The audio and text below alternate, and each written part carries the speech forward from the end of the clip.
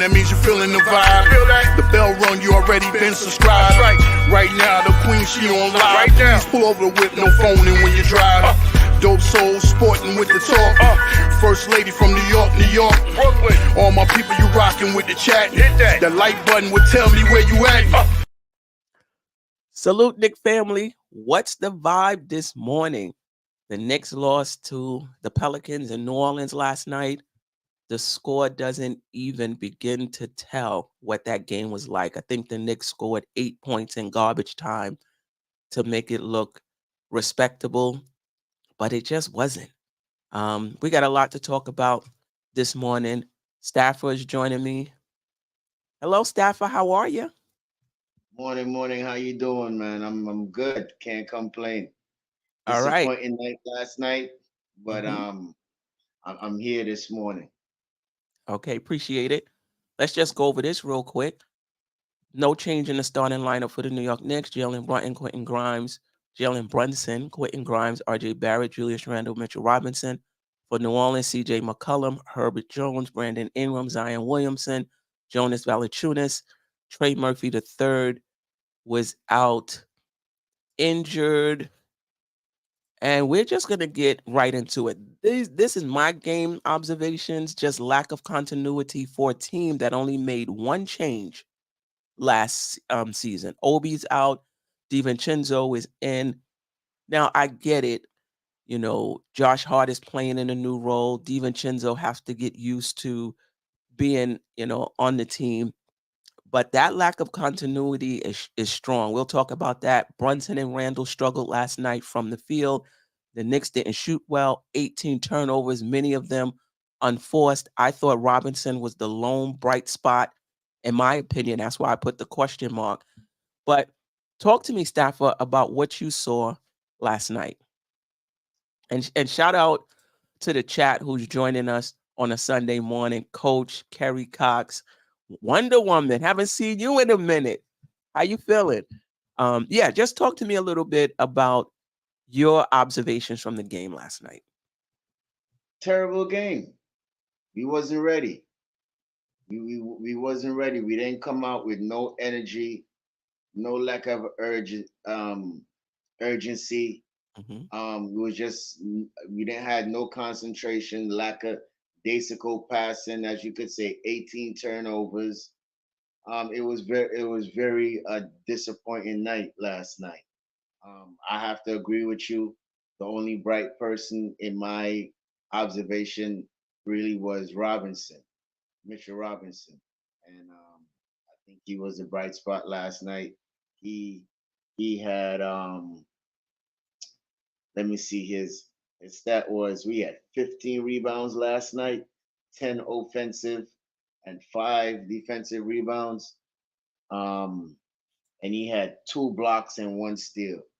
So I told y'all Mitch was in rare form. You know what I mean? As I said, you don't have to have that darling center that y'all want in Indiana, but Mitch is here, anchoring the defense, pulling down rebounds. He is one of the best rebounders in this league right now, and he came in this season with a chip on his shoulder. That's the Mitchell Robinson public service announcement, and now we're going to get back to our regularly scheduled programming. Okay, yeah. Go ahead, Staffer. But and then another disappointing night from our 2 leaders, especially Julius Randle. After I gave him the praise yesterday actually, right, of being the player of the game in my observation, and he turns around and lays an egg on me, egg all over my face this morning. So I'm kind of disappointed in him. I think out of 3 games, I was reading on Twitter this morning, I think it's 37% the worst shooting in the first 3 games. I think it's either in league history, NBA history, or Knicks history, something like that. Don't quote me on that. But that is a very disappointing in Julius Randle. I know people want to talk about his ankle and all of that, but I think Julius is ready, man. He needs to start stepping back his game. And Brunson, But I don't let's stick know. with Randle. Let's stick with Randle before we get to Brunson. I have a few more questions All right, for no you problem. But yeah, in the chat. But no, big disappointment let's from the just stick, captain this morning. yeah, let's stay right here. I agree Okay. with I agree with you. I thought as much praise as we gave to Randle last game, not necessarily for his scoring, but for his floor game and his decision making and taking it as it comes. Last night, he was a hot mess. And I mean steaming hot. It's okay you don't shoot the ball. You can still play well. You can still play well and not shoot well. Last night he didn't shoot well and he didn't play well. The unforced turnovers, whether it was off a double team, whether it was in transition, whether it was driving to the basket, no resistance for Zion Williamson. Now, don't get me wrong, Zion Williamson, when he's healthy, he's him. And for somebody who does not have a jump shot, for somebody who you know what he's going to do, he's going to drive it to the basket. Similar to RJ Barrett in the sense that you know what he's going to do. You're not stopping that drive, but he finishes at the rim. And he gave Randle the business last night. And the few times that Mitch was on him, he gave Mitch the business too. He was just really, really good last night. Randle shot what 27% or something like that for the game. I'll get it for you right now. He shot 26.7% for the game. He had eight turnovers. The Knicks had 10 turnovers in the first half, 18 for the game. The Knicks had 16 turnovers last game. Yeah, against Atlanta. You're not going to win like that with your two best. You can probably get away with we got away with our two best players struggling from the field because RJ Barrett stepped up for us and some other players stepped up for us. But you're not going to be able to get away with that game in and game out. And last night, Randle just wasn't good. Let me ask you this, though, and I'll ask this to the Hold on chat. before you even ask me the question. hmm And I said to y'all yesterday, Randall, do not get Kevin Knoxed. And to me, in my opinion, I think you got Knoxed. The man drove at you and put his shoulder in his chest and then came back and flexed on you. And you didn't take that personal? Come on, man. You want to talk about soft? yeah. I think you were soft last night. I think you were soft last night. You let that young boy ram his shoulder into your chest. You look small last night, Randall. Go ahead, No Queen. doubt about it. But on the flip side, he didn't give it back. He didn't give it back. I mean, it's one thing if y'all going back and forth and he can't stop you, and you can't stop him, and he can't stop you. But he wasn't even giving it back But last night. Queen, this is the thing. Why are you letting him come all the way back and then sizing you up? Go at him. Be up in his face. You letting the man size up and then just running into you and just doing all kind of glide. I'm like, what is this? Yeah. Yo, Zion really he just made the team. He made Randall look small last night and soft last night, man. I'm just disappointed. It's just the words is just hard for me to explain, man. I couldn't believe what I was seeing last night. Yeah. You actually let the man get space for him backing up and then doing his thing. Come on, man. You can't do that with Zion, man. He's not even shooting threes. Mm-mm. He don't even shoot threes. Come on, man. I gotta blame Tom Thibodeau for that one too, man. That's my guy, but I gotta blame him for this one too. How? He's supposed to have the players go up on Zion. You can't let the man. No, I You don't can think you go up on him because he doesn't Queen. shoot. You In have to most, stay back. but hear me out though. Hear me out though. In most of the drives last night with Zion, he was at least a good space in front of them where he could do his thing and drive to the basket without any resistance. I'm just saying, put a body on him, come up on him a little bit. Don't let him have the chance and rev up on you to drive by past you. That's all I'm saying. They could have did a better defense on him last night, especially Randle. I think Like, come Randle could have. on. I think Randle could have done a better job. I will just say generally, and if you want to make an exception for Zion, all right. But generally, when a player can't shoot, you don't press up on them, because when you press up on them, you give them the drive. In general, that's how it works. Um, all of that being said, are you concerned about Randle for the season? Because I see some people in the chat saying Randle is trash. And let me just say this in general, No, not just about Randle. I'm not Hold on, worried about him. Staffer. Yeah, not just about Randle. Let's not get too high when a player plays well and the team plays well, and let's not get too low when a player doesn't play well and the team doesn't play well. It's an 82 game season. There's going to be ups and downs. When you're going to make an opinion of a player or a team, you got to have a really large sample size. I'm sorry, Stafford. Go ahead. And Queen, I get it. You know, he probably, Randall, they're coming off a back to back. So I'm gonna put that into consideration a little bit with the tired legs. But still, you should have been ready. Y'all should have been ready.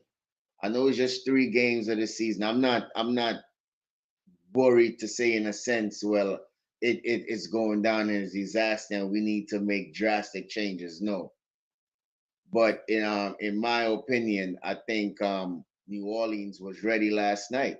No doubt Um, about it. one of the reasons because of that, they ain't playing 2 nights also too, and that was their home opener. So they had to make a statement last night.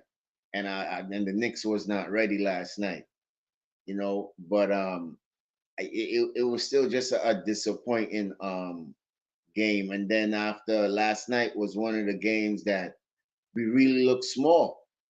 We really Yes. looked small last night.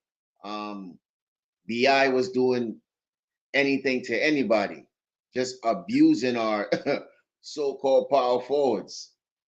You know, um, we need some Oh, wait, length on this abusing team. our power forward. Oh, you mean like the guards who are playing that Right, position? Gotcha, Josh gotcha. Hart, Yes. whoever Quentin was on Grimes. BI last night. It, Um, it it didn't matter. He was just shooting over them, like it was nothing. Both of them, him and Zion combined for 50 points last night. One had 25, one had 26. So right. BI was just doing his thing last night. I think one of the broadcasters say he probably had a personal vendetta for Josh Hart doing the FIBA games because Josh Hart took his starting position. So I don't want to throw that as a factor, but you never know. You never know what a player is thinking. But Bi did his thing last night. You know, yeah, last night we looked real small. Last night, man. But before we get into the team overall, let's talk about Brunson. Brunson, another game where he did not shoot well. He was 4-14 for 28.6%. He was 1 of 5 from the 3-point line for 20%. He did get to the free throw line 6 times, which is consistent with his game. The first 2 games, I think he went once in the first game, twice. In the second game, only had 1 turnover. For Brunson, he didn't shoot well, but I thought, unlike Randle, I thought his floor game was okay, and I thought he was able to get to his spots. He just missed, you know. So I'm not worried about either one of them, as it, over the course of a season. But if we're gonna have any chance of winning these first 10 games or having a 500 record, given the teams that we're playing, we're going to need them to shoot better and we're going to need them to play better. Your thoughts on Brunson last night? um, I don't. It's hard to say, man. Right now is like I don't know. None of our guys is playing with a rhythm right now. Yeah. You know, as I said, I don't want to. I, it's hard for me because this guy, you know, he could just drop 40 one night, 40 the next night, you know, and then I don't know. I just feel like the shots that he's taking right now, sometimes it could be unnecessary. I should say. Sometimes I think he's forcing it. He's not getting calls. Let me say that too. You know, last night was one of the nights also too. They stepped on his foot at the 3-point line. He didn't get that call. Yeah. They need to start treating my man like a superstar too and Ouch. start giving him his calls. But I think when he get frustrated, Queen, he start forcing up shots and not letting the game come to him. You know, I feel like just like with Randle, if your shot is not falling, try and do other things, you know, to affect the game. Mhm. And what was his assist last night? Um, Uh, he had 5 assists, but keep in mind the Knicks shot 36.7% from the field and 19% from 3. yeah, So we didn't. in order to get assists, you got to you have to Yeah, knock what down shots. I was just about to say that too. We didn't shoot well at all from the 3-point line. Not just from night before when we was red hot on Mhm. fire. You know, so to last night was just one of those nights where we didn't drop any shots. And you know, although he had 5 assists, he was still looking, but we still wasn't um dropping any shot. Quentin Grimes is 1 of 6 from 3-point line. Um, who else? Julius Jalen was Brunson, 1 of 5. Josh right. Hart, 1 of 3. Emmanuel Quickley, 0 for 3. DeVincenzo, 1 of 5. Julius Randle 0 for 5 and 5. RJ Barrett 1 RJ for by 1 of 6. 6. So we had a terrible night from the 3-point line last night. So that contributed to that also too. So you know to me the whole team wasn't ready. You know, I Yeah. just don't want to blame it on Julius. I don't want to blame it on Randall. I don't. The whole team, the whole staff, we was not ready last night. I know We people. weren't ready, but I still think that your best players, you have to hold them a bit more accountable. Of course, and you got to. And but listen though, as and I said, you got to blame the coach also too. I don't normally blame Tom, but he has to get them ready. He has to get them in a mindset. You understand what I'm saying? There is a young team. They were off 2 nights. There's a hope and opener, so they have something to prove, right? Right. And Zion and all these guys is coming in with a chip on their shoulder. So be ready. And they were not ready. You know, I see a couple guys in the chat say I'm making excuses for Randall. No, it's the whole team didn't play good last night. But if The they whole saying team. that, they didn't hear what you said in the beginning. They might have came late to the park, to the stream. Because That's fine. You That's was fine. giving But you Random the know, business. and exactly, he did give him the business. I told him he was soft. I guess they didn't hear me when I said that. You know, I'm a Randall lover and all of these things, but it's all good, King Cypress. But yeah, man, the whole team, and then the bench didn't give us anything at all. The Yeah. bench didn't give us anything at all. I mean, Divinshenko, how much points he had? 5 points. The only guy on the bench who had points on the bench was Quickley. He had 10, and he was 4 from 9 from the field. I could tell you what but we still outscored them from the bench. We had 32 bench points. They had 16. The Knicks had 21 points off of turnovers. They had 14. The Knicks had 21 fast break points. They had 25. The Knicks are really getting, fast break points. But you listen, you're not winning the game shooting 37% overall, And 18 19%, turnovers. 19% from the three-point line, and turning the ball over 18 times, 10 of them in the first half. You're not winning. Period, point blank. You're not winning games like that. The Knicks don't look sharp. Where's the continuity? And shout out to Ajay. Ajay, the link is in the DM if you want to join us in our group chat. But Ajay said we're not ready. Again, we wasted valuable tune-up preseason minutes on players we knew we weren't going to keep on the roster. What the hell are you doing? Listen, Ajay, everybody does it. Everybody does that in the preseason. So I don't have concerns about playing guys, giving guys a look. That's what the preseason is for. However, you could have still did that and played our guys the regular our regular rotation, just shortened the minutes. You could have just started the preseason with your starters the way you did, substitutions the way you did, the way you usually do, but just shorten the minutes. Let me. One second. I think Tom Thibodeau thought these guys played together already. They don't really need that type of continuity. We only made one change. Josh Hart is coming off a fever. Brunson is coming off a fever. Excuse me. They're giving me fever, but coming off a fever. How many minutes do you want to run him in the preseason? So I understand the thinking,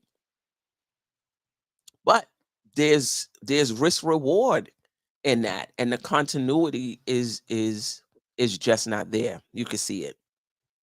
Go ahead, Sty. I heard Sim said something last night, and I want to get your opinion and the chat opinion. Sim said something like last night he feels like Tom Thibodeau should have played an extra 10-man rotation since we on a back-to-back. What do you think about what do you think about that?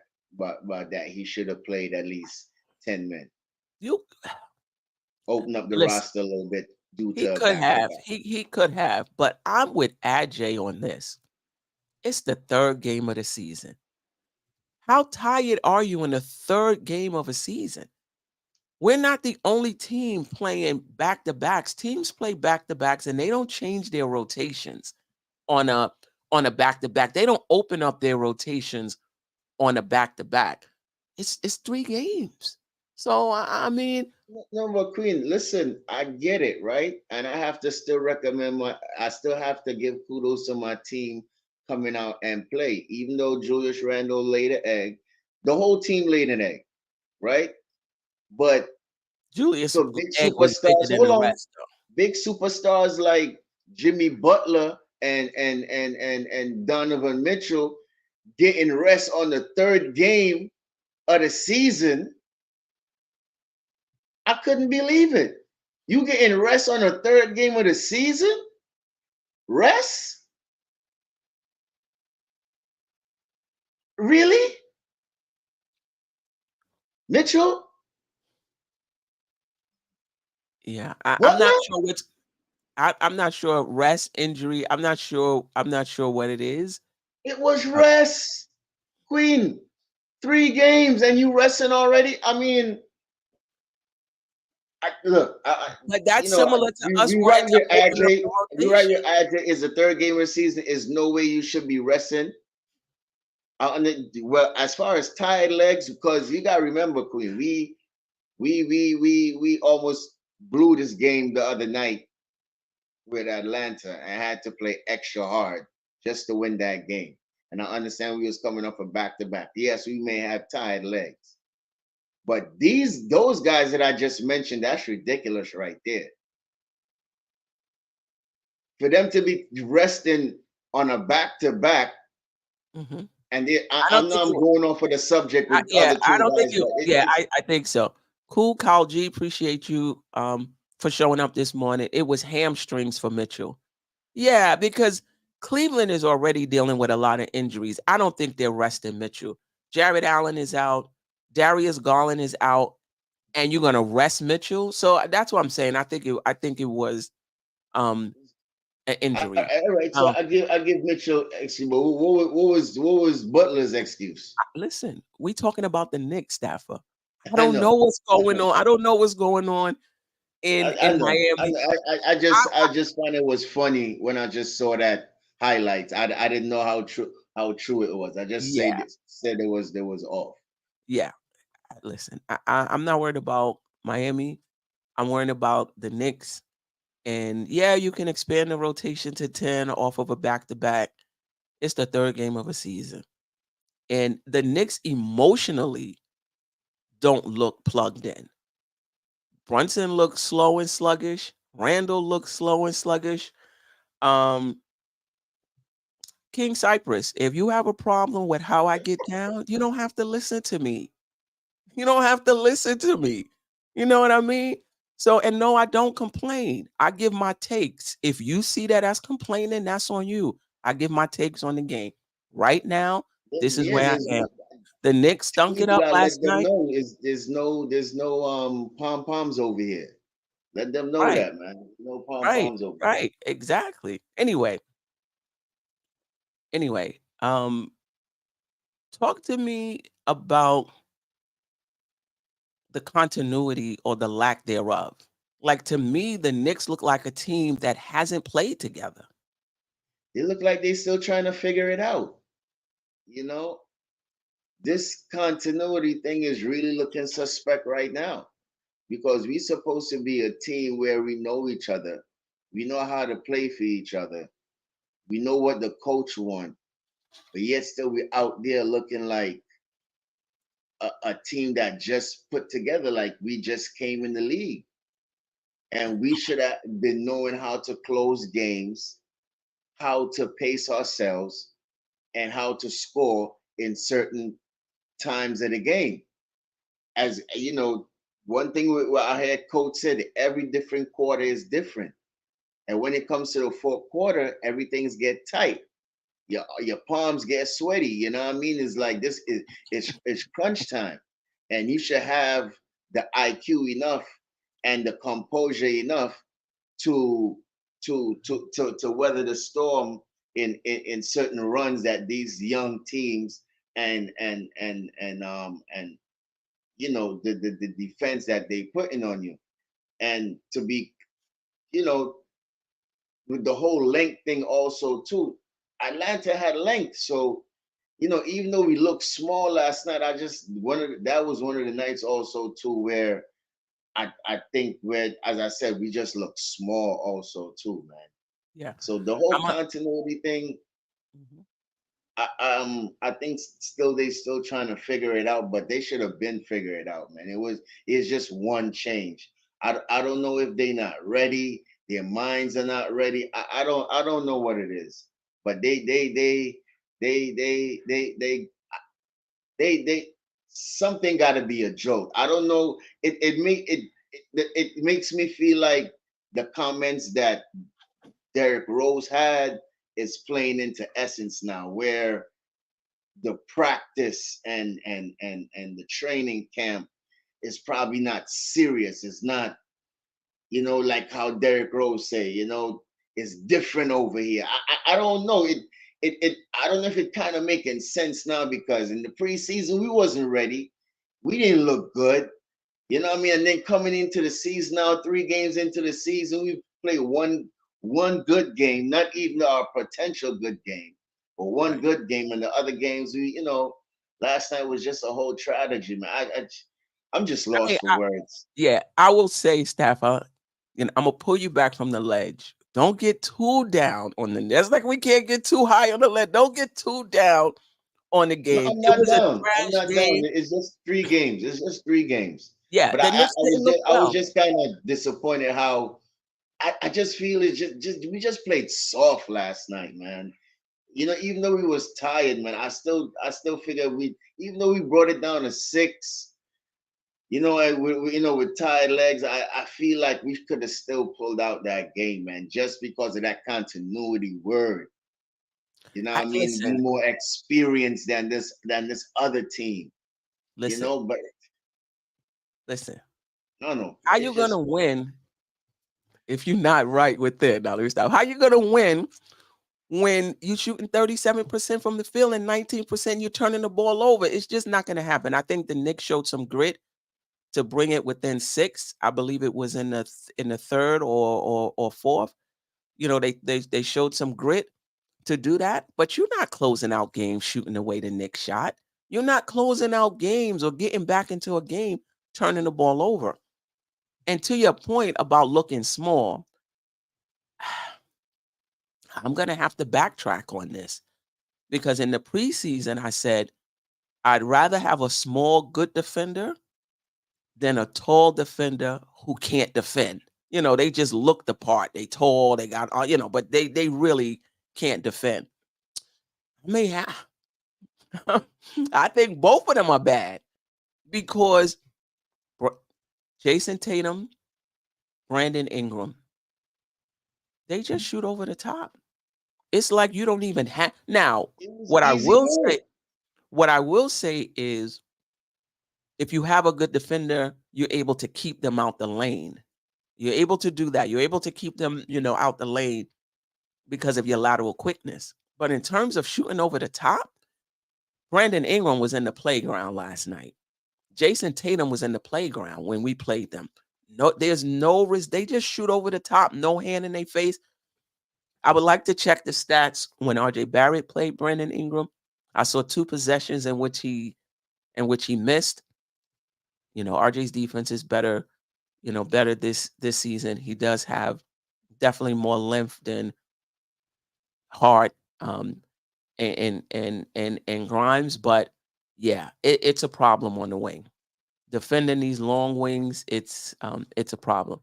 And for all of those who don't want BI, you might want to reconsider that because he did his thing. Yeah, he He gave did it. us the business last night. He get Yeah. 26 points, I believe. Let's go Right? over this Yeah. real quick, and then we can get Mhm. to some of the other players.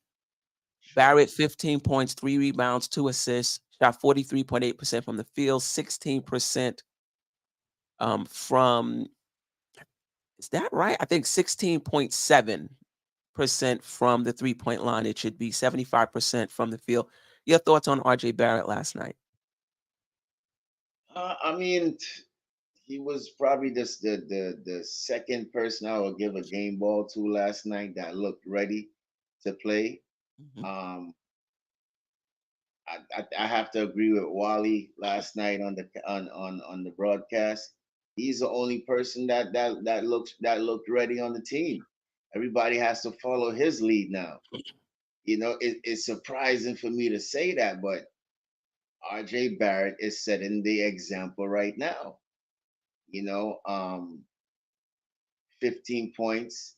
He was efficient, 50% from the field.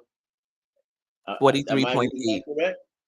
Eight of 43.8% from the field. right. Well, close to it, right? He didn't shoot good That's from not from close, but from he played well. from the three. He played well. 3 rebounds. You know, but he was all right. As I say, he's showing improvement. He's showing consistency, and I like it. And you know, I, Randall, Barrett, keep it up because you're surprising a lot of people out here. And and we're gonna still hold real Knicks fans to his word that you're gonna have one of your best seasons as a Knick. So I'm looking forward to see it. Other people are looking forward to see it. It's in your 5th year. You know, you always start off slow, but yet at sometimes you give us 13 games, 10 games with good efficiency and good scoring. We just want to see with a consistency across the season. So yeah, RJ looks good, man. He looks good. I ain't really got no qualms with him. But yeah, He's all right. He's all right for me. He did good all right last night. Yeah, he was all right. 7 for 16, 1 of 6 from the 3-point line, though. But nobody shot well. The Knicks overall was 7 of 37 from, from the 3-point line. This is a visual of the game. And as you can see, it was all New Orleans. You see that little What was that? What was it, that? The first point of the quarter? that might have been the first point of the first quarter, right? The biggest lead for New Orleans was 19. The biggest lead for the Knicks was 2, and that might have been when the game started, Yeah, they 2-0. started. Hmm. You know? Um, yeah. Anybody else in the box score? Let's see. Mitchell Robinson was 4 for 8, 50%. He had 8 points, 15 rebounds, 1 steal, 2 blocks. I thought he was our lone bright spot, and he was just really Yeah. active, making Put it some difficult for respect on them. Mitch name, man. They only Hero scored, stepped to the podium. yeah, 1 second. He only scored, they only scored 96 points. So the defense looked worse than it actually was. But Mitch was good. Quentin Grimes 2 for 9 for 22%, 1 for 6 from the 3-point line, 2 rebounds, 1 assist. He did have 2 steals. Josh Hart rebounded in rebounds with 10, 2 steals, 1 block, but he was also 1 of 5 um, from the field. DiVincenzo 2 of 7, 28.6%, 1 of 5 from 3. Wow. Um, but let's I'm talk just about our shaking my head. Every, oh my goodness, it's yeah. terrible, Let's talk about our terrible. guards. And I mean to Let's cut you, King, but one of the things that disappoint me too is Mr. Quentin Grimes. I back this guy so much. Listen, people say how they should get him more involved, but when he gets the shots, he's not making it. I'm starting to see like, yo, so why should we get this young man involved if he's not making his shots, man? I know I may seem kind of extreme, but I mean, you get in the shots when you're open. Some of the shots he's not even being contested, Queen, and he's still not dropping them. All of the training with JJ Redick and Tips talking about the next progression with him doing pin downs and curls. I'm not, as Sim said last night, I ain't seeing it either. I'm not seeing none of these things. That's one of the guys too, come on, Grimes, you got to step up, man. When you get your shots, bro, you need to make them. Go ahead, Queen. Yeah, well, I was just gonna ask you about our guards, which was Grimes, Emmanuel Quickley, DiVincenzo. I guess Hart is a forward now, so I wouldn't even put him there. Um, I hear you, Kerry Cox. He says, yeah, Grimes headed to the bench, but I'm not sure if there's anybody else on the team playing better. DiVincenzo looked good against Atlanta, but last night he was 2 of 7, 1 of 5 from 3. Him Emmanuel too. Quickley came out hot in that very first game, but he hasn't shot particularly well against Atlanta. He didn't shoot well. Last night he was 4 of 9, 0 for 3. I mean, we know what Quickley can do. Do you think would you consider making any changes to the starting lineup, or is it just way too early? Way too early. I agree. Way too early. Way too early. I'm still going to do 20 games first before I make my judgment. I've been saying this from before, so I'm not ready to make any change yet. But I am keeping my eye close on certain players and see what this coach is going to do. Because don't get me wrong, a lot of people want this guy fired, and even though we're going into a new season, I still feel like he's on the hot seat, and I still feel Tip's job is on the line still, even though it's early. So Let me see what these first 10 games, if he could survive these 10 games, come on 5-5 Queen, I think he may stay. But right now, it ain't looking too good. Listen, I know it's early, but it ain't looking too good. The Knick, as Knick fans, we are so fickle. Last night when we beat Atlanta, Tibbs did a good job with the rotations. The Knicks are looking good. The very next game, the Knicks don't shoot well, stink up the joint. Tibbs is on the hot seat. We gotta relax. We gotta relax. Listen, I'm not saying fire him now. But I'm just saying in a sense. I'm just saying in a sense, even though he's good, in my opinion, people still have him on the hot seat, and I feel that he feels that he's still on the hot seat. I'm not saying to fire him now. It's too early for that. I think it's too early, period. People want to always be in the morning. I'm not going to kill him right now, but you know, he don't have the team ready going into these next 7 games.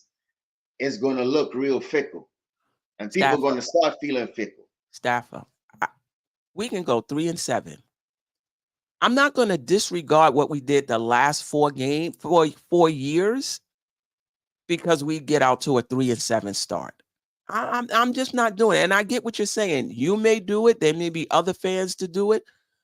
We got to look at things in its totality. When it comes to Randle has a bad game. All of a sudden, he ain't it. But when he was a 2-time All-Star, 2-time All-NBA player, everything carrying us, everybody is happy about where the Knicks are at 47 wins, second round of the. We didn't get there without Randle. We got there because of Randle. So now he struggles out the gate. He ain't it. I think we need to relax. I think we need to pump the brakes. It was a bad game. And we can't let that bleed into how we feel about the team overall. Terrible game. Terrible start so far. In the preseason, we thought they might get off to a poor start.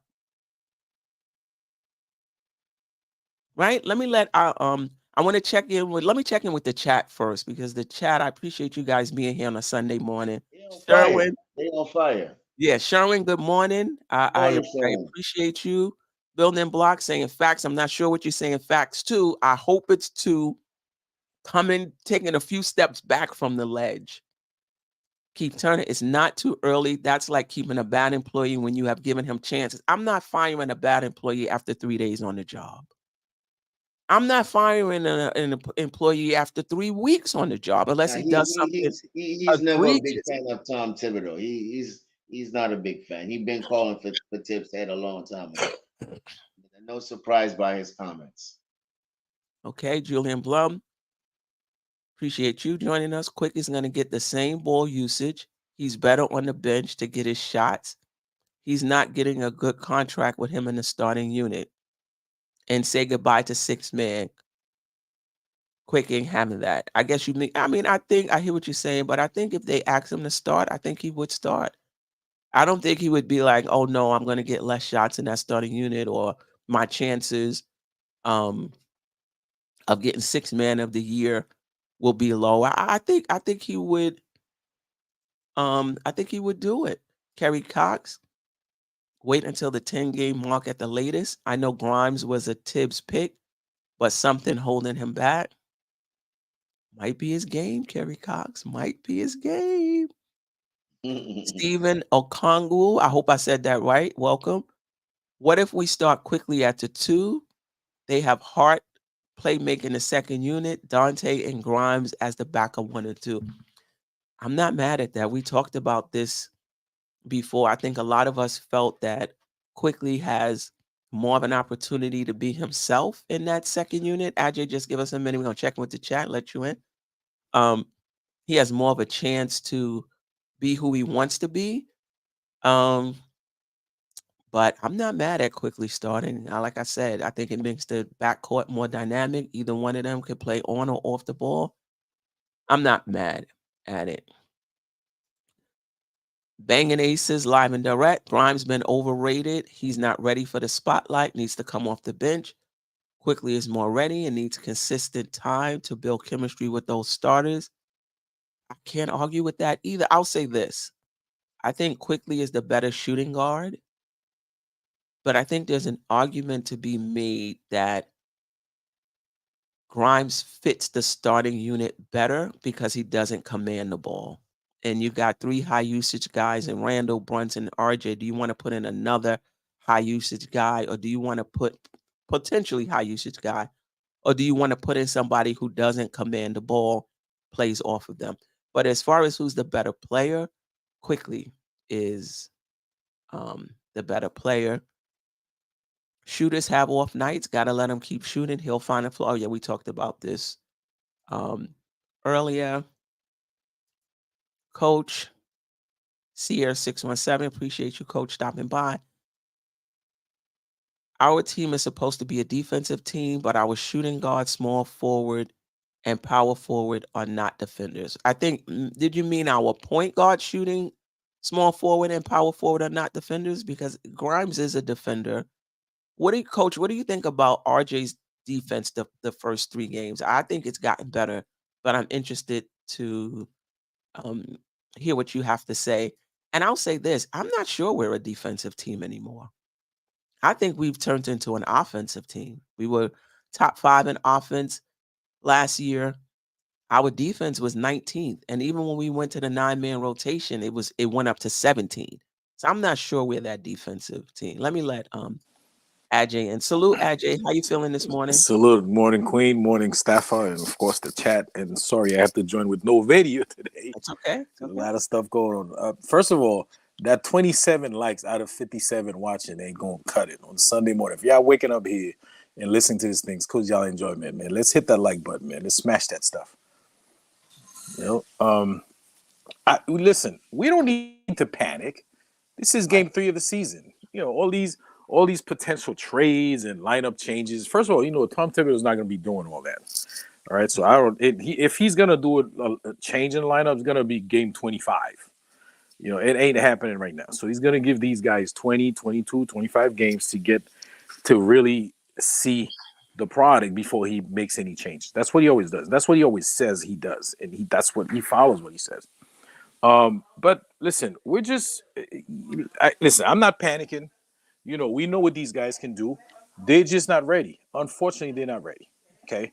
My hope is that by next week, we're like in game mode or in full season mode, and then we catch up. Hopefully we don't fall 1-5 in the standings, because now you have to climb. It's a steep hill to climb when you 1-5. Believe it or not, it's an 82 season game, but you don't want to start with a 20% or less winning percentage, because all the other teams, they're getting better also. They're getting more fluid also. They're getting their legs under them also. You know, it's not just you. Like, everybody's moving at the same. So if you start the race and you're lagging, you start back, trust me, it's going to be harder to catch up. Right. You know, but listen, I'm not panicking. Julius Randle had a terrible game in terms of turnovers. He had 8 turnovers. That is, I don't. Did even last season, did he even have one game with 8 turnovers? I don't remember he did that. So but it's just. I understand the 8 turnovers, but I just feel like Zion just took it to him, and he didn't really take it back to Zion. You know, that's my whole thing.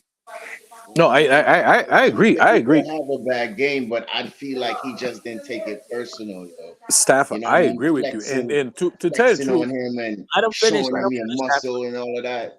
No, I 100% agree. And to be honest, Julius Randle's timid so far this season. I mean, I don't see the dog, the buckwheat juju with the hair. I'm telling you, let the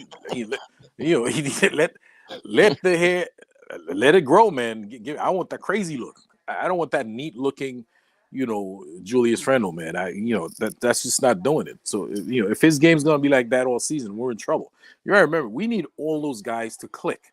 RJ Barrett's been doing his part, and kudos to RJ Barrett. I mean, he didn't have a great game yesterday, but he was the best Knick yesterday. Right. He had the best game as a Knick, and so far every game this season, RJ Barrett's come through.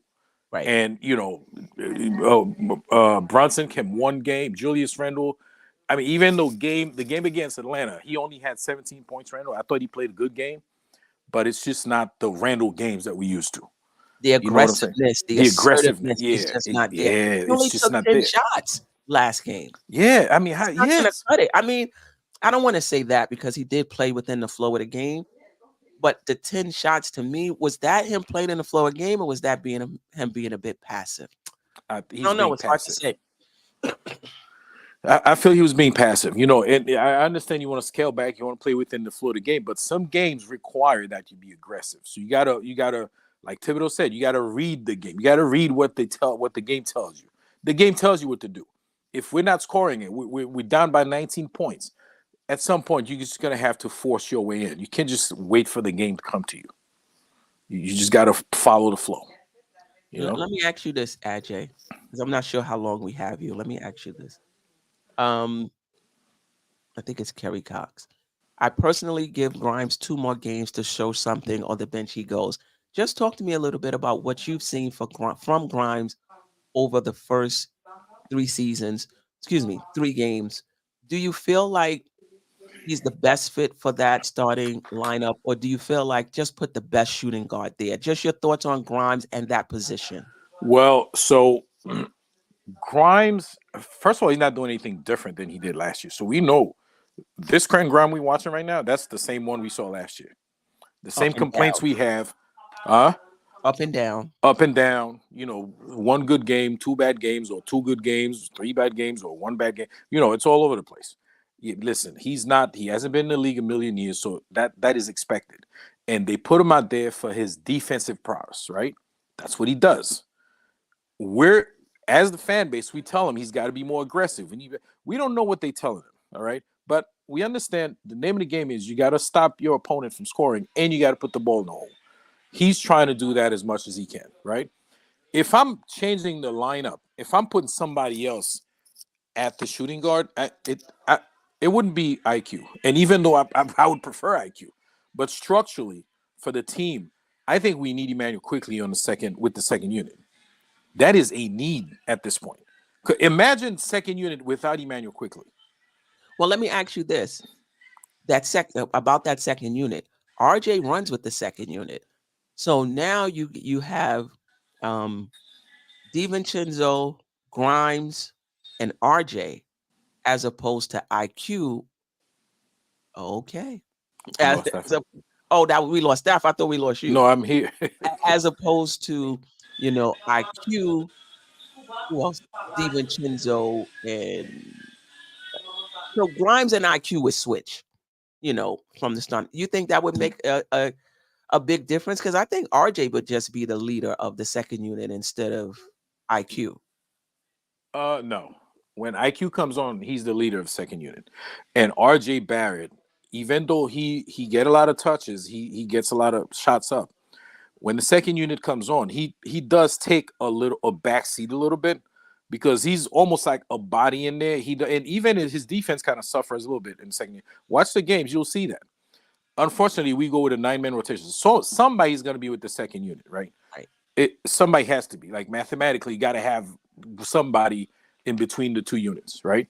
So it's good that it's RJ Barrett, and it's good that he understands that when he's in second unit, he's got to allow the other guys to do what they do. And of course, he needs to be in the mindset that if the play comes, if the opportunity shows, he's got to take the opportunity. You know what I'm saying? I think he can lead the second unit is what I'm saying if IQ started. No. You need fresh legs to lead because if IQ started, RJ Barrett also start. In the second unit, you need fresh legs to run that second unit. That second unit. You need somebody who lead the second unit. Can't be the person who's already played like 7-8 minutes and you're relying on them to take over that second unit. I mean, I just don't think it's feasible. It's just we're gonna run into trouble. I mean, game 3 we already tired. What's gonna happen in game 10? And you have that one guy wanted to be with the starting lineup and be the main guy for the second unit. I mean, it's just gonna be all over the place. But I mean, I don't think he has to come out there popping up shots. He's gonna get the same minutes. But DiVincenzo, Grimes, RJ Barrett, Hart, and Hartenstein, I get what you're saying. You don't have that potent guy who could get his shot anytime he wants. But Queen, but we do that in that second unit. That guy is I supposed to be Emmanuel Quickley. but my point is, I'm saying if we switched it up, you wouldn't have that guy like Emmanuel Quickley that can get his shot the way he wants to. But you might have more balance. You might have more ball movement because sometimes Quickley can hijack the offense. So if you got DiVincenzo, you got Grimes, you got Barrett, you got Hart and Hartenstein, maybe you have a bit more ball movement. Yeah, but so then we almost like lose him if we throw him in the first unit because in the first unit you got Randle, you got Barrett. So in the on the pyramid, he's at the bottom of the totem pole. Really, he's like the fourth option technically. So he's not getting a lot of shot in the first unit, and you really lose his offensive aggressiveness by doing that. Yeah. Like, is that something you really want to do? You know what I'm saying? Yeah. So if we're gonna replace somebody's second unit, is as crazy as it may seem, I think if we want to remove Grimes, because I think Grimes is fine. I mean, he does with those three, option 1, 2, and 3, and then you have him and Mitch is cleaning up the glass and doing his defensive stuff. So really, Quentin Grimes is really to play defense on the other team's best player, of course, if it's not a center, even though they put him on centers sometimes. But he's really there, like whatever shot he can get, he gets. But it's almost like not his job at this point. But you can't have a starter where your only job is defense. Like I know I used to do that in college, like play my best defensive player, whether they could shoot or not.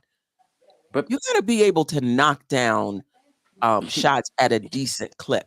He's capable, though. He's capable. Listen, we all capable of something, but can you do it, and can you do it consistently? So I guess the question is for you in the chat and for Stafford as well.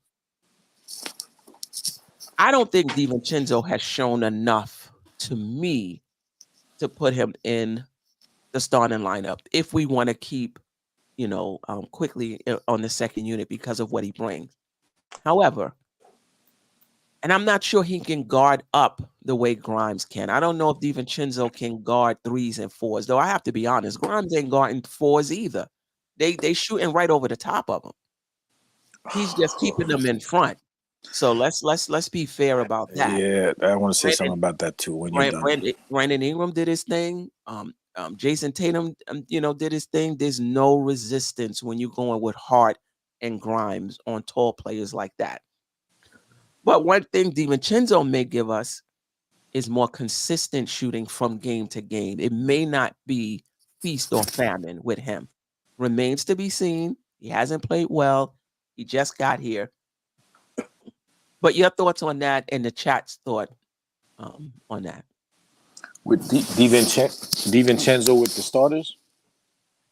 Or if we had to make a change and we wanted to keep Quickley in the second unit, DiVincenzo would be the only that's option. That's the point I was trying to get. Like, I'm all for that. If we have to change Grimes, because I feel like Quentin Grimes is fine where he is, but if we have to make a change, if we have to move somebody, I think the only person moved there would be DiVincenzo. I would leave Emmanuel Quickley where he is.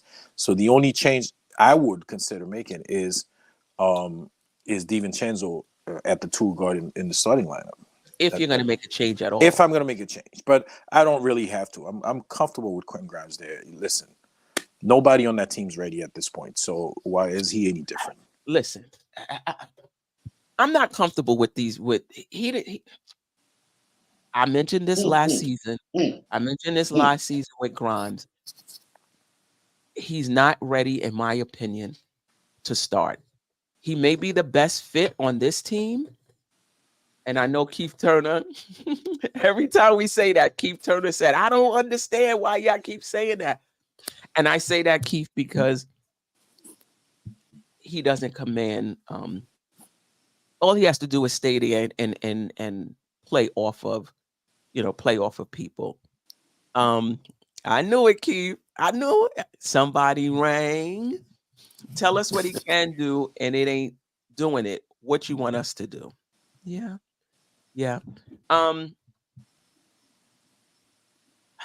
I lost my train of thought.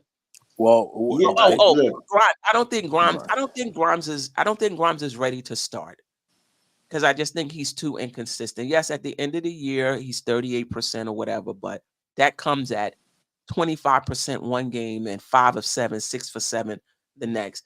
I just don't think he's ready to start offensively. But I don't know enough about DiVincenzo to know that he's not feast or famine. I don't know enough about him to say that he would be any better. But I just think Grimes needs a little more seasoning, come off the bench, play good defense. In that starting lineup, we trying to get back in the game. We get you a nice open shot, knock it down. Not every time, I get it, but just come on, knock it down. At least take the shot. Like, he's afraid to take the shot. You know.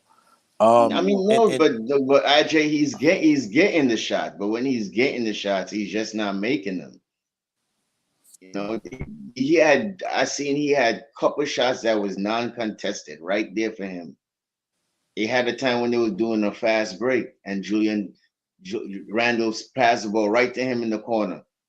Nobody in front of him missed the shot. So he's getting the opportunity to get those shots when we need them, but it's not going down. And that's the frustration there with me. You know what I mean? He's, everybody wants to get him more shots, but he's just not knocking them down when he gets his opportunity. Yes, once, twice, in the starting of the game, but we want it when it really matters. I know it's kind of it's easier said than done. But if I was to make a change, though, it would be after the 20 games.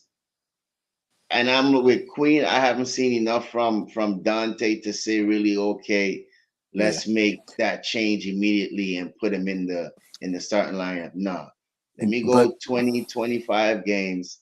Let me see how things go. Because at the same time, as Queen said, I have to agree with her too. He's a good fit for this team right now. And he guards the best player at nights. And, he has to hide Brunson also too, because Brunson's not a really good defender. So you need a person that doesn't command the ball that much, plays good defense, right? Hides, JB at times. You understand what I mean? But the only thing with me, as I said, he has to be consistently busting down those 3-point shots when he get them in critical moments when we need. Queen, you just mentioned something that it's a concern to me. Like, but nobody seemed to be concerned about this. Our size, I think we're small. And when you play these teams, you think listen, no, but every time so far after every game, I ask you guys, well, the panel and the chat, don't you guys think we're too small? At some of those wings position, they say, "Oh no, we'll be fine." Those guys, they get a lot of rebounds. Listen, it's not just about rebounds. You got to be able to defend. These guys are defending guys. I mean, it's almost as if they're not even there. Those guys are turning around and shooting right over our guys. I mean, all you have to do with the Knicks to keep the ball up high, and they can't defend you. And you know what I'm saying? But Ajay, but if you look at Atlanta is also tall, also too. But the only thing about it is that we were hitting shots. Our shots had counteracted their length. Last night we didn't hit shots. We were 37%. Well, Stafford, how many threes that we missed last night from Atlanta? Atlanta is a tall team also too. There's only certain teams that we could get away with it playing small ball. I'm not saying that you're wrong, because I mentioned it earlier to Queen earlier today. We looked small last night. BI was doing whatever he wanted with Grimes and Jay Hart last night. I'm not saying that you're wrong, but it's going to have certain times that the small ball will count, and Jay Hart and these guys are going to do what they do. But I'm not saying that you're wrong. We do need a wing that's tall enough to defend these certain players like BI and these guys with these long wingspans. I'm not saying that and listen, and not even defend him. At least make it challenging for these guys. Right now, these guys, it's almost like a drill for them with these guys, with our small guys checking them. This is the elephant in the room, though. Why is Grimes even playing them? Why can't RJ play them? Like, that's the elephant in the room. That we got Grimes guarding up. You know, he gotta guard the Tatums. He gotta guard the BIs. Why can't RJ guard them? And his defense is a little better this year. And actually, he started out. Don't you feel like he might be a little too slow when we put him on the when you putting on certain players like that? Stafford, you gotta let us finish our comment. You gotta let us. Sorry. He did start RJ on Brandon Ingram. I don't know if he feels like RJ carries, and his usage is last year was over 26%. I don't know if he feels like his usage is really high. You can't also put him on the best player. Like, maybe that's the reason for it. But Grimes at 6'4" should be able to guard twos in this league. He's at a disadvantage because we're putting him on 3s and 4s. Are we better putting RJ on the 3, even if that's going to impact him offensively? Right now, I wouldn't. I mean, he's our best offensive player, so you don't want to mess with that until everybody else get ready, get in the flow of the season. No, RJ is the one. He's the only one keeping us in games right now. I don't want to do anything to mess that up at this point. Ivory 10, we talked about Mitch right off the top, that he was the best player on the floor last night. We talked about him right off the top. I just feel like I have no problem with RJ defending some of the best guys on the team, but I just think that he's a little too slow-footed laterally to be defending guys like that, the BIs and the Tatums and all of that. You know, don't get me wrong, he'll still do a good job, but I just think he's just a little too slow. Just a little too slow. He has the girth. He has the wingspan. He's big enough. He's what, 6'7" or 6'9" or something like that. Mm-hmm. Yeah, not 6'9", 6'6", 6'7". Right. You know, I mean, he's good arm length, good girth. I think he can, but it's just he's a little too slow. They'll blow past him with the quickness. That's why you have Grimes on him. That's a little more agile, more freely, more can move more laterally, more with more quickness, you know. But it's just the height. He's only 6'4", and these guys are raising over him like if it's nothing.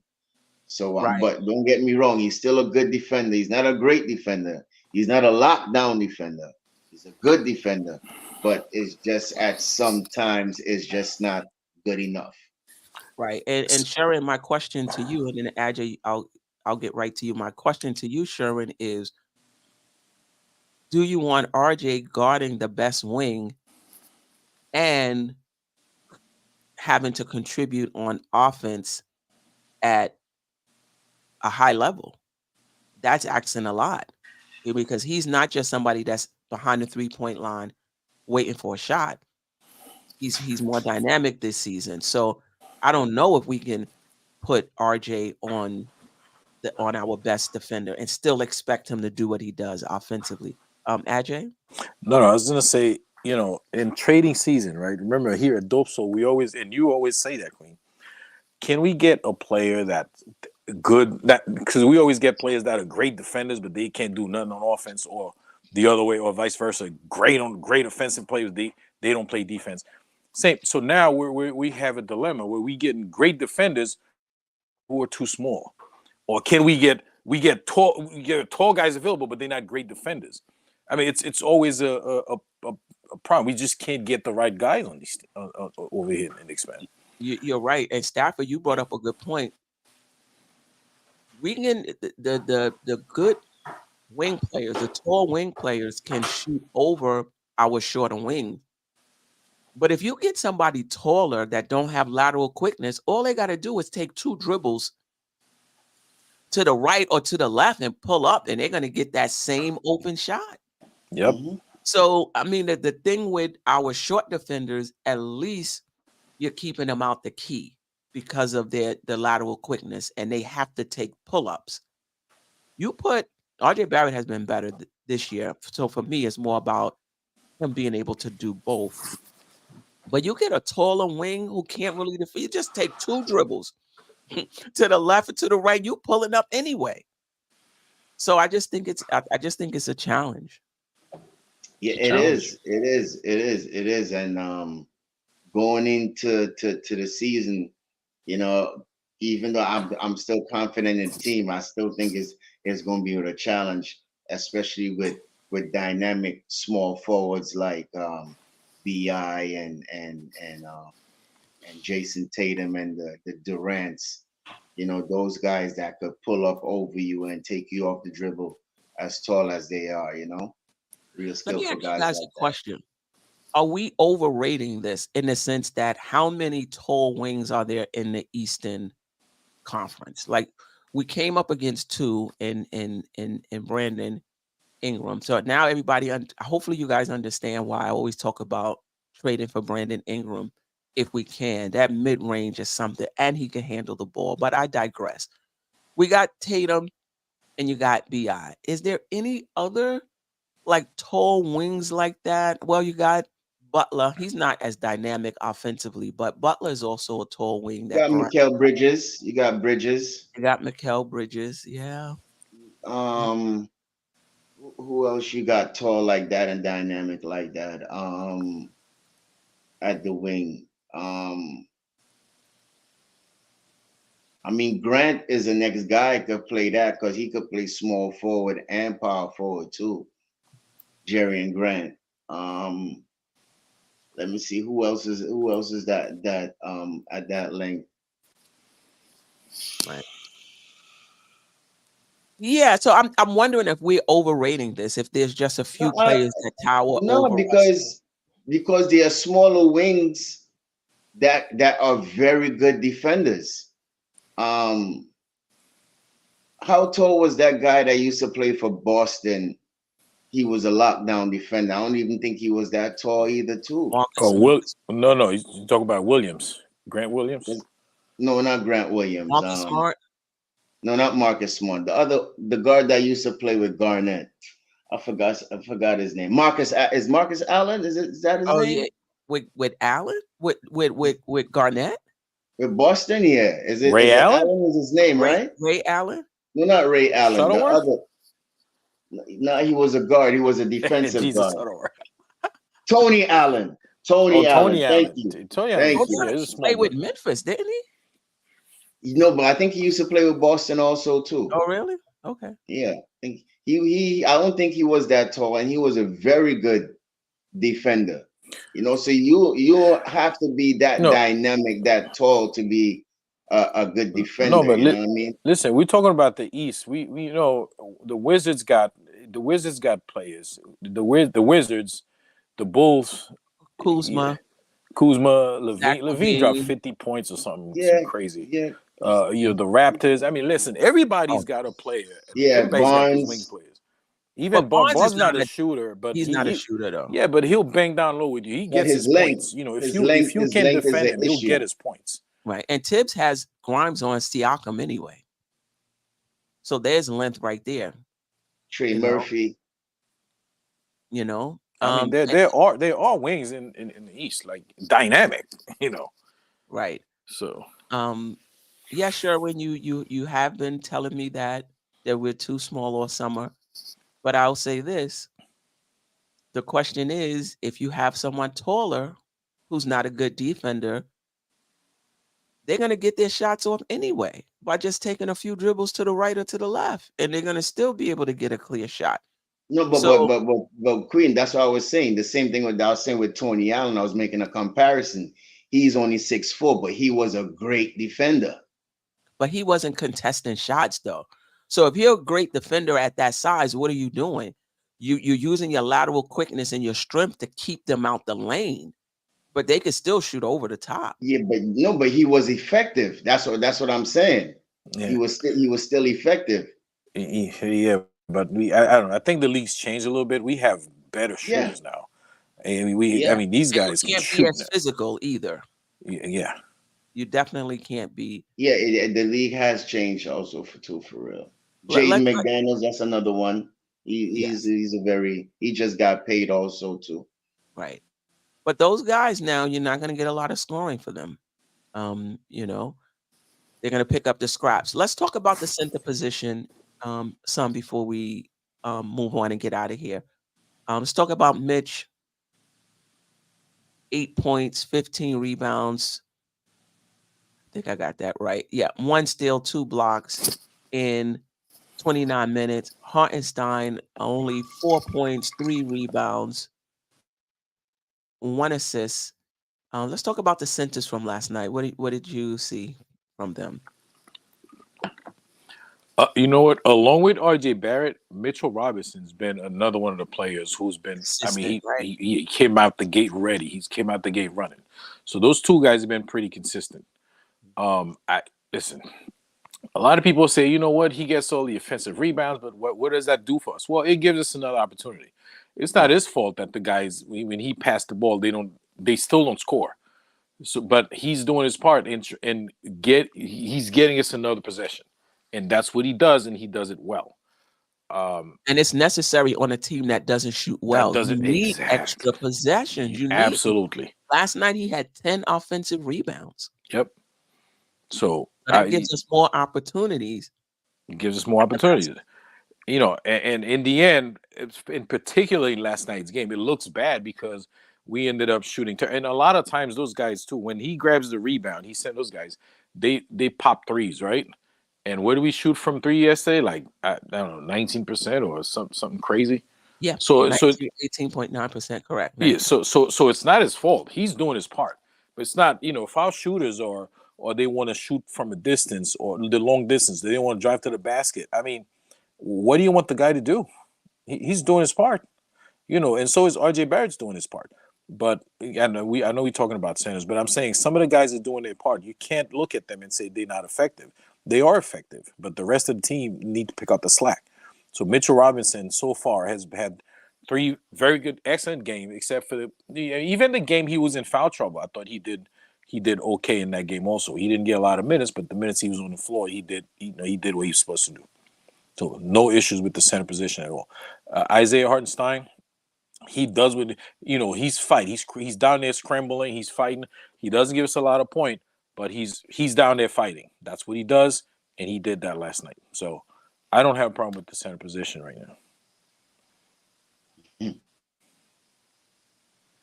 You know me, or you're muted, Queen. Go ahead.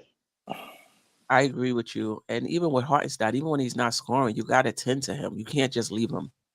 You can't just leave him open. You're right. Mitchell Robinson, RJ Barrett, Hartenstein are the 3 right out the gate who just look active and ready to do their part. Yep. They to do their part. And we need Brunson, Randle, Josh Hart, who may be injured, Quentin Grimes, Dante DiVincenzo to do their part. I'm gonna give DiVincenzo a pass. He wasn't here last year. It's just 3 games with the team. He looked good against Atlanta. But this is one thing I also want to differentiate, though. The difference between playing well and shooting well. Because you can have a bad shooting night and still play well. Absolutely. Case in point, Queen. Case in point. Julius Randle. Julius Randle against Atlanta. He didn't have a great shooting night. Okay, not last night. No. Against Atlanta, he didn't have a great shooting night, but he was effective. He was very. I thought he was one of the best players out there. He didn't. He had a ton of assists. He was grabbing rebounds. He was almost like a decoy. Like every time they double him, he got rid of the ball, got to the right person at the right time. Yes, he did. So let's talk about DiVincenzo in that light. He hasn't been shooting well. Has he been playing well, or you think he hasn't even been playing well? I mean, it's just 3 games. It's just 3 games. He had 1 good game. I'm still willing to to give him a chance. He's still easing into the team. But he has to make more good decisions, finish around the rim a little better, because I think a little too much little bunnies that he's missing, so he has to do better in that. But I'm gonna give him 20 games, just like I'm gonna judge everybody else. 20 games, and let me just say my thing with Mitch. Put some respect on his name. That's all I'm gonna say about Mitch. But the Finch, I'm still give him some more time.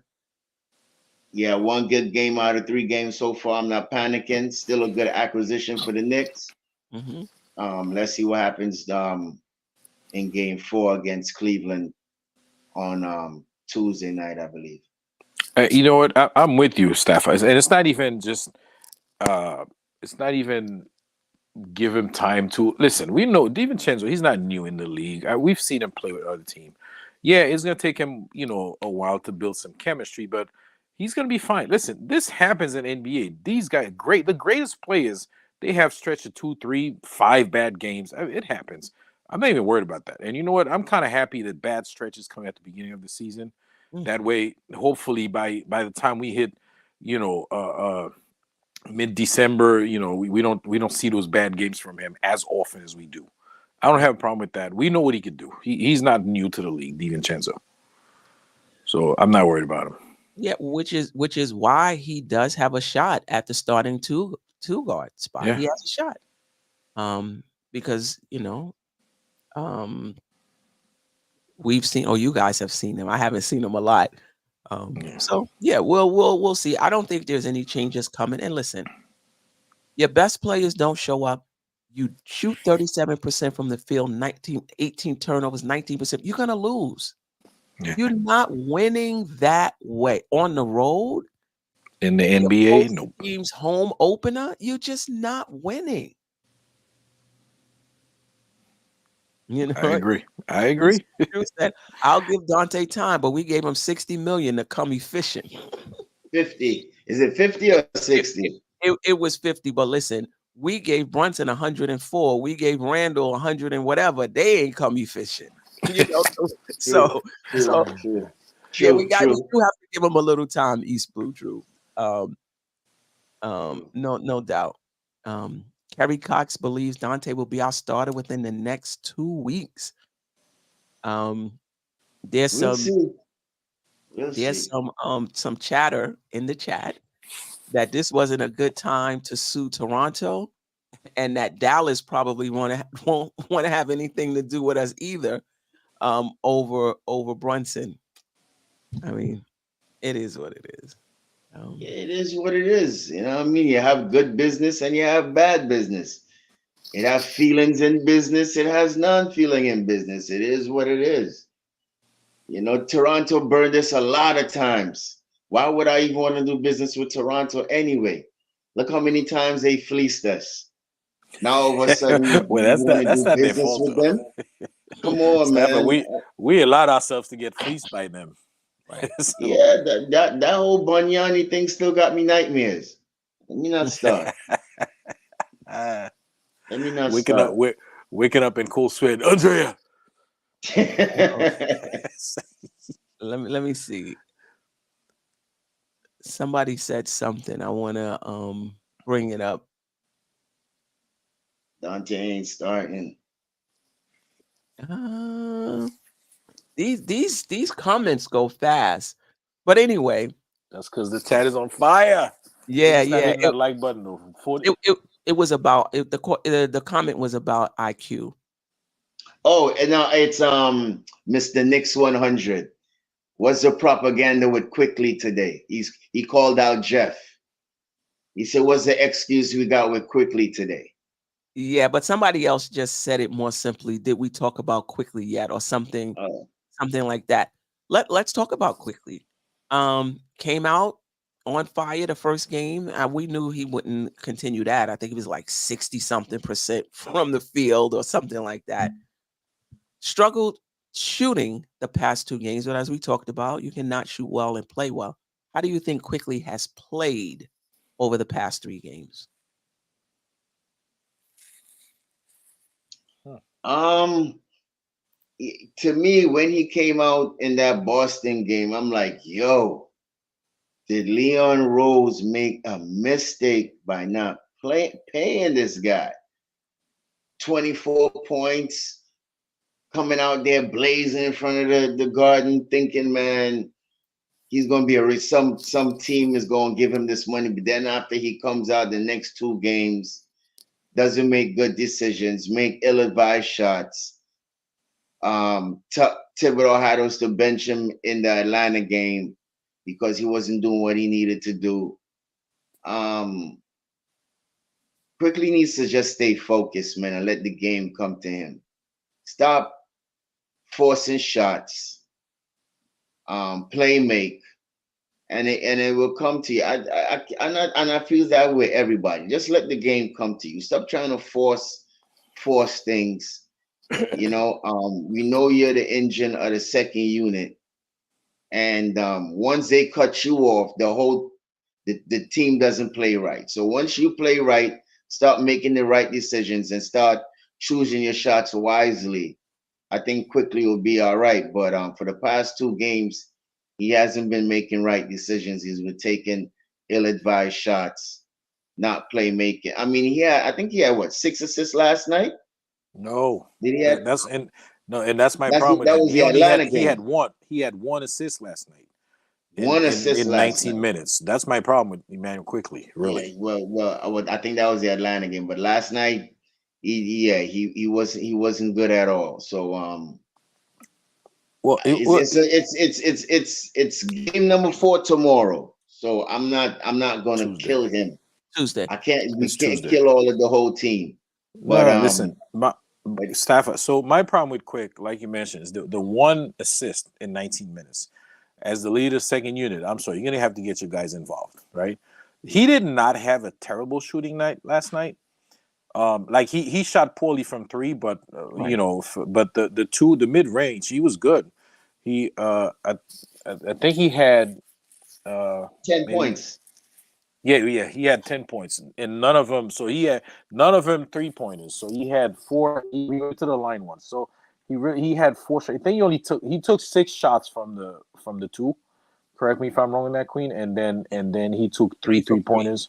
Yeah. Right. So it wasn't terrible, So he was 4 for 6. 4 for 6. 4 for 6 from 2, and then 0 for 3 from. Listen, he'll be fine. We've seen those games from IQ before, so it's not the end of the world. Like, again, those are guys we know what they can do, what they're capable of doing, and they're more consistent than that. So this is the NBA. Every now and then, guys that have bad games. This is game 3, so I'm not worried that Emmanuel Quickley all of a sudden forget how to play. I mean, that's just not the case, right? So yeah. He didn't have a great game last night, but he didn't have a terrible game, as terrible as it seemed like it was a terrible game. It wasn't that bad, right? And I'll say about assists, players have to make baskets to get assists. Yes, and you know how I call it a half-assed stat because it really doesn't tell the whole story. Because you could pass the ball 20 times, and out of that 20 times, they only score once, so it looks like you have 1 assist, but you pass the ball 20 times. Right. So the better stat, but you got to dig it up though, is called pass percentage. What's the percentage of the time that you had the ball that you passed it? So pass percentage may be a better indicator, and they also have a stat called potential assists. Yes. And that's these are the assists you would have had they hit the shot. They made the shot, yeah. So those would be better. And I want to say for all of those that get on Brunson, his potential assists is top 20 amongst NBA guards. Yeah. But I still think IQ still need to make better decisions. That's just me. Yeah, I mean, I think he left a lot of possessions out there that could have been easy baskets. Right. I will say that this is something for Quick. I don't think playing a point guard is natural for Quickley. So I think there's games when he's super focused and he does a great job balancing shooting and passing, shooting and getting others involved. but I think he has to really focus to do it. I don't think that's like second nature. But, And but when let he me ask you this. hold on, let me just finish. I'm almost finished. But he has to really focus to do it. And there's some games where that balance is just not there. Go ahead, Steph. Do you think he should start? Do you think he should look for his shot first, or do you think he should look for his teammates first? Because that's what I think where the confusion is with IQ, looking for his shot first and trying to get people involved. I think he's pass first. So if excuse me, he shoot first. The thing with shoot first guards is their offense sets up the passing lanes. They start hitting their shots, so now they draw a lot of attention, and then now that opens up passing lanes and open up shots for others. And most guards in the NBA are pass first. Shoot first. With Quickley though, he just come down popping. You know what I mean? Sometimes he just comes down popping. So I don't know. He has to. And that's my gripe with him. Salute, Andy. That's my gripe with him.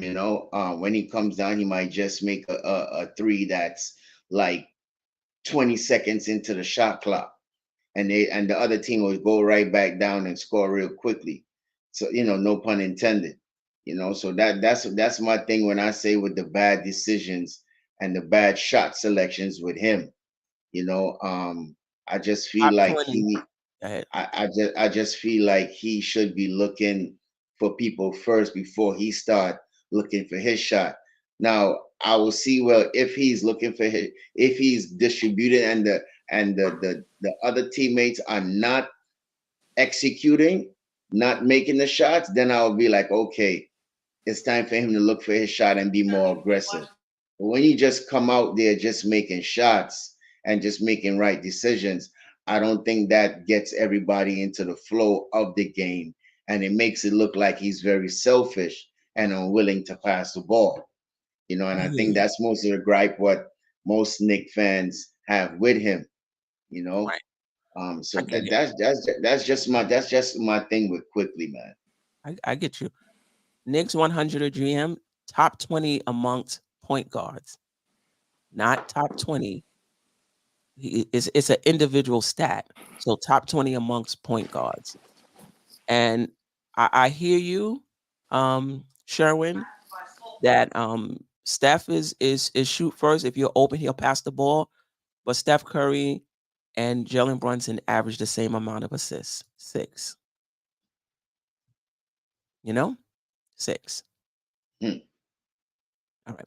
Anything else? Let's just put this up really quick, and then we can head on out. These were the team stats from last night. We out rebounded them. That's plus 16. Assist was near even. Steals near even. 18 turnovers. That's uncharacteristic of the Knicks. We had 16 against Atlanta. We did not shoot well. Points in the paint, we were -2. I mean, they had Zion. All of his points were in the paint. Second chance points, 19-7. I'm really impressed with the Knicks fast break point.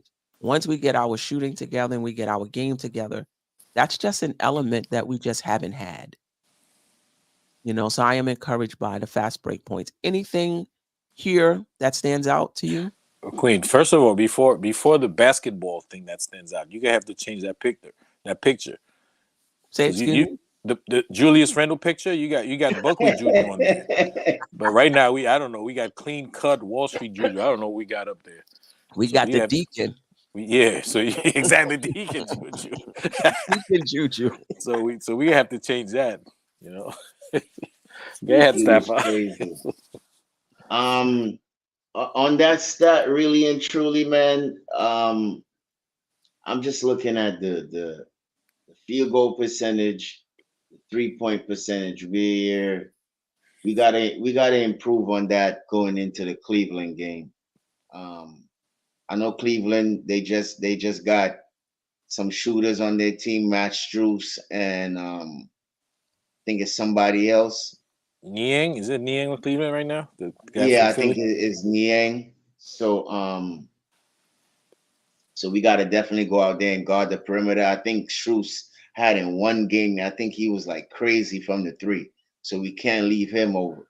We can't leave him open. So we got to shoot better, basically. We got to shoot better. We got to defend better. We got to do everything better going into this Cleveland game. It's going to be a back-to-back going into Cleveland. We're not sure if Donovan might play due to the sources that we heard that he has a hamstring. Garland mightn't play. Allen is not playing. So this is a game that hopefully we should go into Cleveland and get a bounce back game. And then come back to the Garden on Wednesday night. So Right. we got to improve. We'll get to Cleveland. Anything on here, Ajay, before we get to Cleveland? No, we get to Cleveland. I mean, this is what it is, man. Team stats Right. don't look good. Yeah. So we're 1-2. Cleveland is 1-2. We've lost our last game. They lost their last 2 games, but they're without Darius Garland. They're without Jarrett Allen. And then last night they were also without Donovan Mitchell. So a lot of their struggles could be injury related. I'm not sure. Our struggles are not injury related. Put it that way. Same projected starters for us. I don't project there's going to be any change in the starting lineup. I project this is their starting lineup. Darius Garland, Donovan Mitchell, Max Strus, who played for Miami last season, Evan Mobley, and Jarrett Allen. I'm not sure how many of them will be available Tuesday. Like I said, last game they were without 3 starters, Garland, Mitchell, and Allen. Any thoughts on this matchup and any individual matchups you're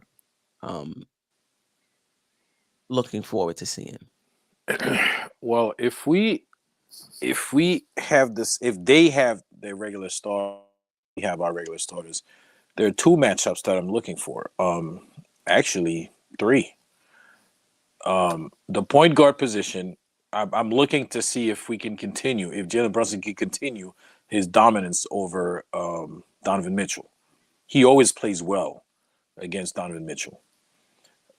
Then I'm looking for Julius Randle to bounce back, to start having a regular Julius Randle game. And then at the center position, I want to see what Mitchell Robinson. He's been playing well. I want to see when you put a very, like, they call them Twin Towers, so I don't know who they're going to have up against. Probably Jarrett Allen, who's going to be looking for revenge, especially after Mitchell Robinson make him look soft the last time. So he's going to come ready to play if he is playing. If he's not, Mobley steps right up, could give Mitch a lot of problems as well. So I want to see Mitch playing against some, a little more decent competition this time around to see what he does. So I'm looking for those 3 matchups. Let me just say this. Mez Simons, this is what I'm reading into your statement. Look, we sitting here talking about IQ this and Brunson that, and Randle didn't do this, and we didn't shoot well. Look. We just need a superstar. Let's face it. This stuff we talking about around the edges. We don't have one. Oh my God. I'm reading into your statement, Mez. Appreciate you stopping by. Go ahead, Ajay. I know we don't have one. We got to work with. No, I know. I know what he's saying, and we need a superstar that fits. It's not just a superstar. We need one that fits. If you're a superstar, you build a team around that. Yeah. Player. You counting on the Knicks to do that though? If you get a superstar, like for example, if Giannis becomes available, if I don't know, Joker, I'm not sitting here talking about they don't fit. Fit with what? I mean, we players, and then we got to find a team to fit around them, players to fit around them. I mean, we did. I mean, we kind of had that already. We didn't do it though. I mean, we did. I don't want to revisit that, but we had opportunity to get Donovan Mitchell. We didn't get him, maybe because he didn't fit. I don't know. We didn't get him and build a team around him. Scott Perry said in an interview recently that they didn't feel that he could do it by himself, basically. So they didn't want to give up all of their assets for him and not have anything left to go out and get somebody else because they didn't think he could do it by himself. Now, this was before Randle and Brunson had the season he had. So that's, if he's right, that was their thinking. I don't know if I agree with that. Like I'd have to like that takes some thinking about it. Because how much was they gonna give for Donovan Mitchell? At some point, I thought it was RJ Barrett, maybe Quentin Grimes, and a whole bunch of picks. You know. Yeah. In hindsight, I would have gave him an extra pick. Exactly. Yeah. Yeah, but anyway, a superstar would be nice, but one that fits would be even better. And so for Cleveland, I don't know. I mean, I don't know why we think even without their starters, Cleveland's not going to be an easy win. So I don't know why we think it's just going to be a rollover. It might not be. Yeah. I'm not saying it's going to be a rollover, but if we don't have three of the top stars in on that team right now, why can't we go in and win that game? Jerrell Allen is not playing. Mitchell still has a hamstring. We not know if he's going to play or not, and we know Darius Garland is not playing. So we should be able to dominate that point guard, right? Jalen Brunson will be able to dominate. Definitely Mitchell should be able to dominate that center. I don't think he should slack off at all. And I agree with you. Julius Randle needs to have a good game. It don't have to be a bounce back game, but it has to be a good, efficient game where he's making the right plays, right decisions, getting out of double team quick, and choosing his shots at the right time. And at the same time, we need the rest of the team to play well. The Dantes, the Grimes, the IQs, the iHearts. Both of them. The team just needs to play well, right? So I think we could go into Cleveland and steal this one, and come back to the Garden and steal that one, and get ready for. And I'm jumping the gun and get ready for the tournament on Friday, because it's going to be important, and that's going to be against Milwaukee. So I think these two games here against Cleveland is very important, but let's take care of Cleveland on Tuesday for sure. Yeah, and we played them back to back. It's not easy to win back to back games against the same team. All right, we did it in the playoffs. It was easy. We did it in the playoffs. I think we did it against Chicago. Was it last season or the season before that? Yeah. I'm not saying it's not possible, but it's not easy. We'll see. I'm looking to listen. They're going to be up for this game, just like we're going to be up for the Miami game, right? Miami beat us in the playoffs. We want to show that we weren't that team. We're better now. They're going to try to show the same thing. So it's going to be a fight. And I think if any of them can go, even if they're not 100%, they're going to go in this game. So it's going to be interesting. The way we're playing, I'm not even sure what to say about the game. But hopefully we get right. We practice today and tomorrow. What's today? No, yeah. Maybe they had today off. I don't know. I think they need to be in the gym. Remember when the coach used to have you after a bad game come back to the stay after and do suicides? No day off today. The Knicks need to be in the gym today and tomorrow, prepping for Tuesday. I hope Craig is wrong.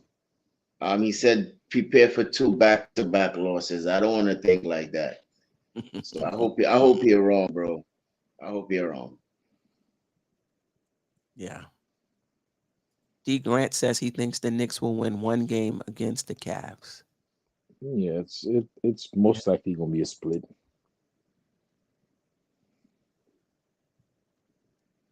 Yeah. All right. What's next? 8:30 Monday, I'll be on the Queen's Court, hosting the Queen's Court on Nothing But Knicks channel. Wednesday and Thursday, I'll be back for the morning recap show. Remember, we're playing Cleveland back-to-back. Tuesday night in Cleveland, Wednesday in Madison Square Garden. And actually NBK, myself, NBK, and a group of us will be at that game Wednesday. And I believe we'll be at Legends pregame for a pregame podcast and a postgame podcast. So even if you're not going to the game, you can hang out with us pregame, stay at Legends for the watch party, and then be there when we get back for the postgame. It's a really nice place to watch the game. Support the channel, like, comment, share, subscribe, download the Just Nickin' It audio podcast, become a Patreon. The link is in the chat. I do a post-game pod after most, if not all, but most games. I didn't do it last night. I went out last night. I had to watch the Knicks on replay. Actually, you also get the newsletter. There'll be some giveaways. Thank you to my current Patreons. I appreciate you. Spread love. 2 Knicks chicks. They started their YouTube channel. So, just search for 2 Knicks chicks and subscribe to the channel. Thanks for watching. Any last words before we get out of here? Hey, I want to say shout out to the chat, man. On a Sunday morning, they was on fire. Yes. I mean, on fire on a Sunday morning, rocking with us, man. Like, definitely. Yeah, shout them out, man. Andy N, Knicks are nice. Warren Francis, D. Grant, Kevin Bergen, Knicks 100, Keith Turner, Kerry Cox, Pablo M, the whole Julian, everyone, man. Thank you for supporting the Queen. Thank you for supporting the show. Hit that like button. It goes a long way. All right. Yep. Do appreciate y'all coming on this Sunday football morning, especially to rock with us, especially talking about the Knicks. Right. And shout out to, if this is your first time, welcome. If this is not your first time, welcome back. Warren France, WFSN. If you're new to the channel, again, welcome. Appreciate you stopping by. Get on my level. Appreciate you stopping by. D. Grant, appreciate you stopping by. Obviously, all of the familiars. Greg, I haven't seen you in a while. Dirty Dancer, yeah. Greg, I haven't seen you in a while. Welcome back. Pablo M. And then all of the regulars. Mega, East Blue Drew, Sherwin. JJ is missing this morning. Julian Brum. Definitely Mega, man. Shout out to man. Mega's like always, like literally always support. Yeah. Always. Appreciate you. Kerry Cox. Appreciate you. JM 3000. I think that is. But anyway, everybody. Ron was in here. No, still Knick fans. Andy from Poland. Appreciate you. The Jets and Giants play at 1:00. Jerrell. I am Jerrell. Jets. Yeah, I am Jerrell, one of the resident panelists on the Dope Soul Sport on the Just Nickin' It Weekly Show, has a channel, Die Hard Giants Live. He'll be going live at around halftime. So if you haven't, the link is in the chat. Support the channel, subscribe, drop by, watch the Jets Giants game with us today. I'll be on with him at halftime as well. I'll be there. Should be a lot of fun. Gang green, baby. Gang green. Listen, you're a guest, so pipe down. Don't think you're gonna be on the show talking over everybody. You're a guest on the show. Play your position, staff. Okay. All right. We'll see. We will see. We will see. We will see. I appreciate everybody and Ajay and staff for nothing but love. Thank you for showing up. Of course. Until next time, family. Sister, you're one of a kind. Yes. Oh, sister, it's time you That's shine. Don't talk. Where you at? Don't talk. Where you at?